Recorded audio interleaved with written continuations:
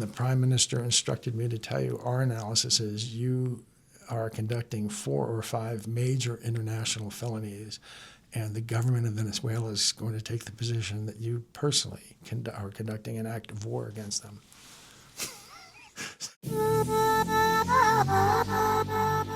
I'm in America, which I'm very happy about. I'm very happy to sit down with the gentleman I am now, which is Patrick Byrne. Patrick has played a pivotal role. You know, every time something huge is happening in the country, you need people to step forward.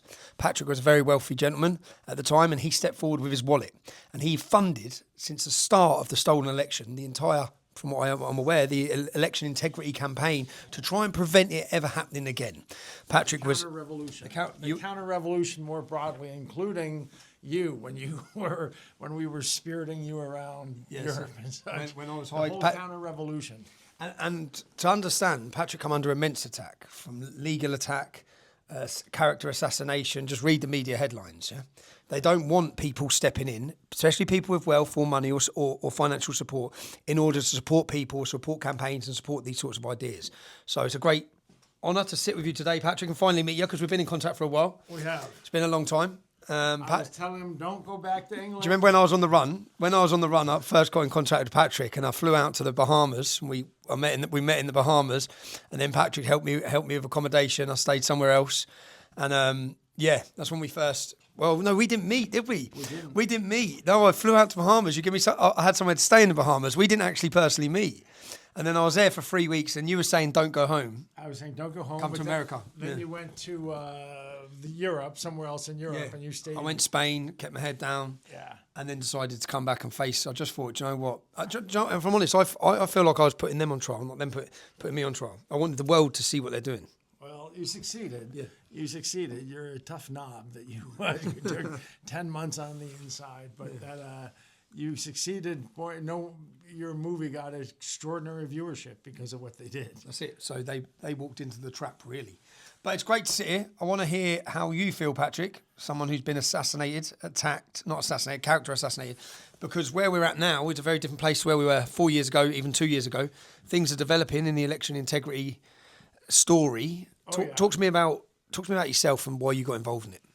Well, this all really starts with the election integrity issue of 2020. That was a stolen election, and it was buried within a larger military-grade PSYOP, a PSYOP to overthrow society, in which, in my view, COVID and Antifa and the election and then the whole cancel culture, that was a very well-organized Bezmenov PSYOP to overthrow our society. We were never supposed to get out from under it. But the key pivotal moment was that stolen election. And so to me, that was what Clausewitz would call the Schwerpunkt, the point of the spear of the where we had to fight was worry about fixing it, discovering what happened in that election and worry about fixing them. And I have some funny stories for you. Well, first I'll let you respond to what I've told you, or should I tell you? No, tell me some more, because I'm obviously many of these things would have sounded so far-fetched, i.e. COVID, i.e. Antifa, all these things coming together. But now many people are looking back at what's happening, and I think many of the public are waking up to realise the level of PSYOP.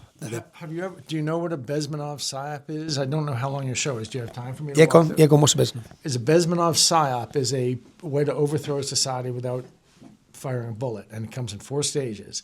It's demoralization, disorientation, crisis, then normalization. And what that means is you weaken, you demoralize your opponent, and then you do something that disorients them so they don't know which end is up. Then you're shoving the crisis down their throat, and then you normalize. For us, those 4 stages in the West were the whole COVID drama. I assume I don't have to explain to your audience that there's some things fishy about the whole COVID thing, both the disease itself and the treatment, and the vaccine, the prevention of ivermectin and hydroxychloroquine when they're in fact super ubiquitous and safe. So there was a lot strange about that. That was the demoralization and weakening phase. The disorientation was BLM and Antifa. Right here in D.C., I happened to be walking by the FBI, which is supposed to be the greatest law enforcement agency in the world. And there were a group of people who took over the street in front of the FBI and shut down traffic. We're doing wheelies and donuts and everything. They just shut it down, and nobody did a thing. or somebody took over 6 city blocks in Seattle and declared it a new country. That was all just to disorient, and because they have information dominance, they pound that into. That was all to disorient people. The third stage was the fake election, which I think that's a subject in itself. And then the fourth stage was cancel culture. That's the normalization. So these to people understand military psyops. This was carried out with military precision. These 4 weird things that happened that have never happened in our history ever, and then suddenly all these weird things happen at once. A pandemic that changed all the rules, and it may seem random. It may seem like a kaleidoscope, but it's not. It's 4 pieces to the puzzle. It was a very well structured psyop. And so, when you're watching that, because let me just, so the public understand your history, you were a very successful gentleman. You were the owner of Overstock? Yeah, Overstock. I was a CEO who launched a company called Overstock, which grew to a $2 billion company. I sold out in 2019 and took my fortune. I was in the middle of a bunch of things, and I knew something was, so I basically took my fortune to try to pull the rug out from underneath this revolution we were facing. When you say you took your fortune, you spent your fortune. I blew my fortune. On this? On this. In the last 6 years, I've blown over $100 million. I'm driving around. I'm driving around in a, Jeepo car and anything. It's okay.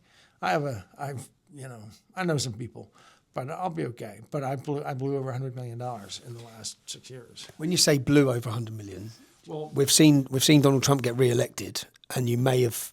I know when you say blue, I think people need to recognise what your 100 million has done. Yeah. It's probably if we're going to save election integrity for the future of the United States. Well, there were 2 chapters. One was the America Project we started, which was I funded 90% of, and that was General Flynn taught me how to do this. We found that basically how to get a movement going, how to build a movement. And we picked 3 lines of effort. They were election integrity, border security, like you are into, and medical freedom, so these vaccines. And in each of those lines of efforts, we went out and found dozens and hundreds of little citizen groups and started shelling out $25,000 so they could do this and file a lawsuit. All over the country, we funded this movement. So what happened in every other color revolution in the past, within 3 to 6 months, everybody's extinguished. There is no voice anymore fighting what happened. In our case, Flynn called me in March of 2021, 2 months into this, what was a kind of Bolshevik revolution, and said, come to Florida and help me, I'll show you how we're going to build this movement. So we worked together and defined there's 3 lines of effort, found hundreds of parties around the country, shelled out. We got some millions from the public, some many tens of millions from me, and we got this movement sprouted to life so quickly in the United States. The opposition to the Biden regime across those 3 lines of effort: election integrity groups, border security, and then the medical freedom side. So that I know that from Europe, it looked like this civil war almost started in America. Americans sprung and organized so quickly. That was largely General Flynn's guidance and my money to create, the organizations. We would find little puppy organizations and give them money that would let them greatly accelerate what their plans were. So that whole opposition that sprung up so quickly in about 5 or 6 months, we feel is what made the difference in America. General Flynn, you could ask him what he thinks would happen to the world without the America Project. So anyway, that was one line of effort. Once we got through the 2022 election, I then went overseas and worked on a second line of effort, which was hacking the nation of Venezuela. In fact, I set up first a electronic hack that I got thrown out of one country. You may remember I forget what I was telling you, that I was in Europe at some point. I was bouncing around different points. We had different professional hackers in different countries set up in Europe, and we were attacking Venezuela. Their electronic security turned out to be really good. And I was thrown out, finally, of the country I was in because the prime minister sent his personal attorney over to the hotel I was staying in and said, Mr. Byrne, the government's become aware of what you're really doing in our country.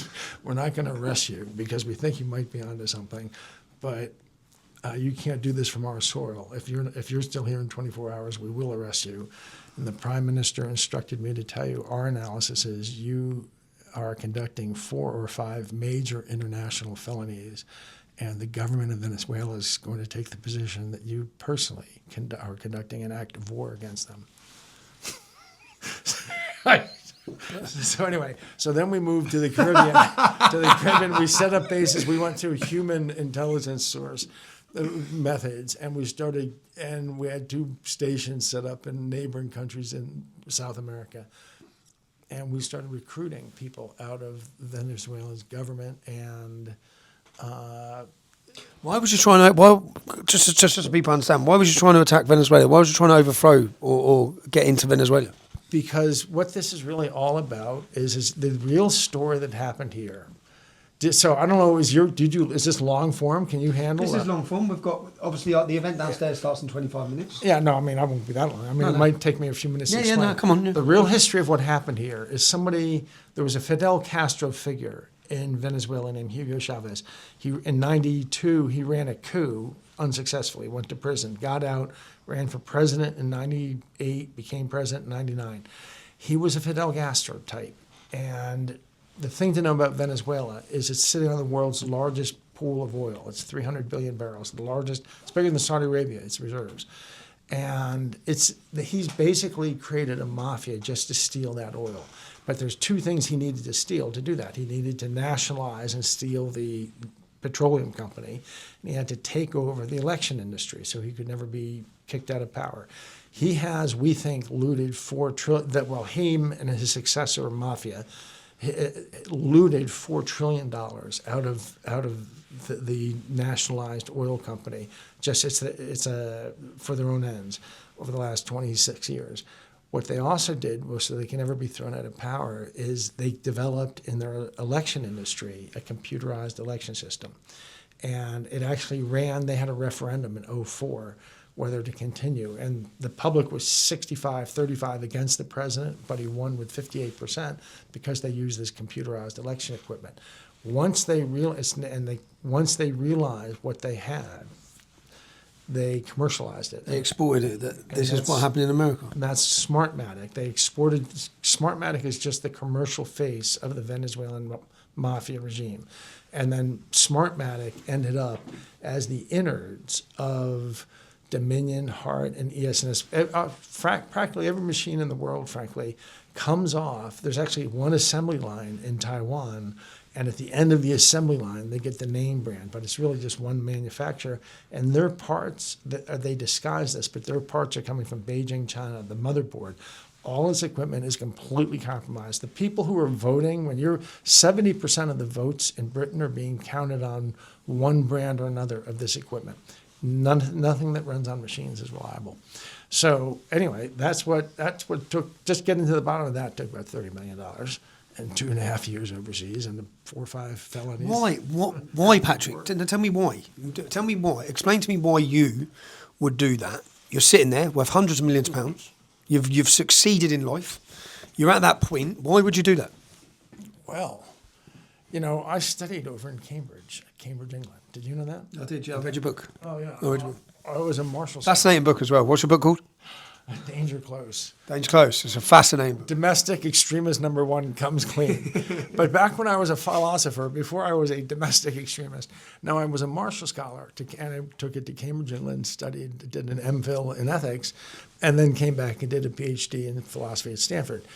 I was really into computation theory, but I ended up, I first encountered woke, what I would call woke in those days, and found it so objectionable. I had lived in communist China. 83 to 84, I lived there as a student.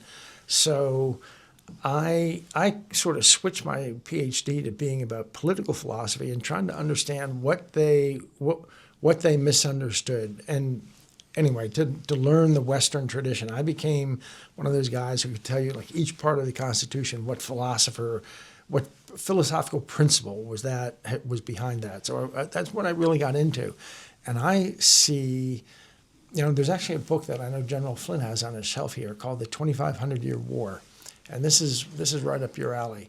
He's a historian from UCLA who says you can really tell the story of the last 2,500 years as one battle between East and West. When the Greeks first met, the people to the east, including the Persians, one thing that they all commented on is how odd it was that they see their leaders as something other than men. Whereas Greeks, they had kings too, but the king was the guy who fought the most or had the most land or was whatever. But it was a human. But the Persians saw it differently. And for 2,500 years, this has been the fault line, this worldview between freedom and slavery.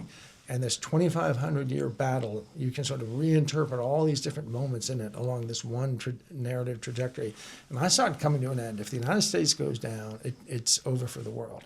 And globalism is, to me, trying to extinguish that story. It's an extinction of that history. So the fight you're fighting, the fight I'm fighting, we're all part of the same battle. And it's a battle that's gone on 2,500 years. And I think we're coming down to what the Germans call the Götterdämmerung. What do the Vikings call it? The last day of Valhalla, the last days of. Well, there's a great fight at the end of history, among where the gods fight it out. And anyway, that's what we're down to. And boy, England would have fallen already if it were not for the leadership you showed. I mean, it's been extraordinary watching you from afar. No, thanks, Patrick. I just think that so you saw everything at risk, so you stepped in.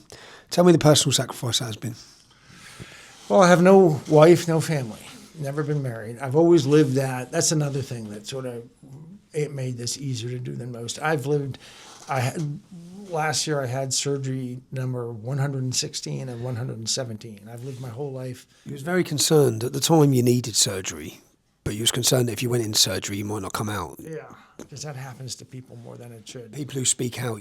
When I say you was concerned because the key funder or the kingpin, as the government, as the opposition government, the Democrats were viewing Patrick as the kingpin of the resistance against the theft of the election. So he was worried if he goes in for this routine operation that he needed, then he might not come out of the operation. Have you ever noticed that seems to happen to more people? What's the lady who said Obama was Michelle Obama was a man? Joan Rivers? Joan Rivers, yes. She went in 2 weeks later for her operation. She didn't come out, did she? And a very moderate operation, nothing severe. Yeah, that happens to people all the time. Anyway, so that's why I did it. I didn't really have, how long was I going to be around? And what was I saving for?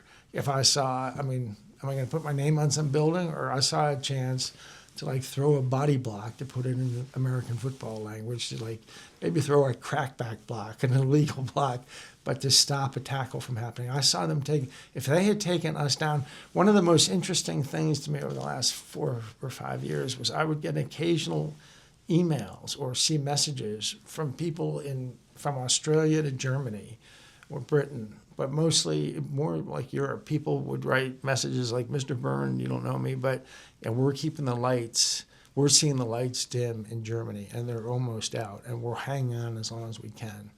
But the truth is, all eyes are on America, and we know if it goes out there, it goes out for everybody. True. And everyone who's paying attention knows it's coming down to you and General Flynn. So don't give up. Don't give up. I literally got messages like that from strangers around the world. So politically astute strangers. Because, really, Trump went home after the January 6th thing. He kind of went home and stayed out of sight for years, and we would have crumbled if it were not for Flynn saying he got out there and got this movement going and made it okay. Remember these awful years they're trying to make us forget, where they imposed totalitarianism on us. They told us it was, because of the climate, because of the pandemic, because of UFOs or something, that we have to have totalitarian control. And their plans are to extinguish 90% of you, by the way. What was interesting is once they had total control, they never thought they were going to relinquish how open they got about what their plans were. You look at the Klaus Schwab, WEF, the publications they got totally open about, we got to reduce the population 95%. The carbon they want to reduce is you. That's the carbon they want to reduce. And they're very honest about it. It's hidden in plain sight. Once they got control, once they had control of the U.S. and Biden was in power, they came out very clearly about what they were planning. What's your views on, do you think Elon Musk played a part in all of this at the same time? Stepping in with free speech? Oh, yeah, that was a huge, it would all have been over without that. It would all have been over. That was something that caught them by surprise. It would all have been over without that. What now, Patrick, for you? Because I don't know if I knew what you've done, so I know what you've done. I don't think you've ever had the recognition for what you've done, personally, because I know what you've done. And I know the fight you've been in. And I also know the stresses and pressure it must have put on you. I know that, I know, because I've been there. I know what happens. And so I wonder do you feel you're going to get the recognition in the sense of you're going to be proven right with regards to the election? So many doubted you. So many doubted the accusations. I think I'm confident I will be proven right shortly. I think Trump is every day now tweeting that we're about to release this stuff about 2020. But the truth is, I've been in this situation before, where I've been proven right about things. And I remember there's a great Zen story about a monk who loves being a monk. And he's one day a girl in the village gets pregnant, and she tells people the monk did it. And the people come to the monk and they say, "You horrible man, we trusted you around our kids. How could you have done this? We'll never forget this." And he says, "Is that so?" So they continue from then on. Whenever they see him, they say, "You horrible man, we will never forget what you've done." And he says, "Is that so?"